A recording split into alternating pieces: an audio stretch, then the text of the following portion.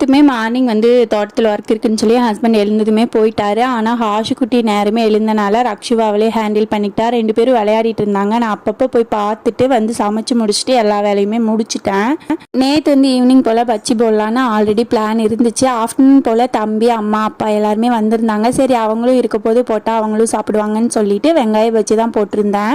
வெங்காயம் கொத்தமல்லியில் இட்லி மாவு அப்புறமா பச்சி மாவு போட்டு மிக்ஸ் பண்ணி பச்சி போட்டோம்னா செம்ம டேஸ்ட்டாக இருக்கும். எனக்கு ரொம்ப பிடிக்கும். யாருக்கெல்லாம் பிடிக்கும்னு கண்டிப்பாக கமெண்ட்ல சொல்லுங்க. ஈவினிங் போல் டீ போட்டு குடிச்சிட்டு நேரம் பாப்பாங்களோட விளையாடிட்டு கொஞ்ச நேரம் பேசிட்டு உட்காந்துருந்தோம். ஈவினிங் ரொம்ப ரிலாக்ஸிங்காக ஜாலியாக போச்சு. அப்புறமா நைட் டின்னருக்கு வந்து தோசை ஊற்றிக்கலாம்னு சொல்லிட்டு புளி சட்னி தான் ரெடி பண்ணலான்னு பிளான் பண்ணியிருந்தேன். புளி சட்னிக்கு வந்து ஜீரகம், சின்ன வெங்காயம், கொஞ்சமாக பல்லேரி வெங்காயம், அதுக்கப்புறமா பூண்டு, வரமிளகாய், புளி ஆட் பண்ணி நல்லா வறுத்துட்டு அரைச்சி எடுத்துட்டோம்னா புளி சட்னி ரெடி. சின்ன வெங்காயமே ஃபுல்லாக ஆட் பண்ணால் டேஸ்ட் சூப்பராகவே இருக்கும். நேற்று எனக்கு ஆனியன் கட் பண்ண கொஞ்சம் முடையா இருக்குன்னு சொல்லி பல்லேரி ஆட் பண்ணியிருந்தேன். அப்பயுமே புளி சட்னி சூப்பராக இருந்துச்சு.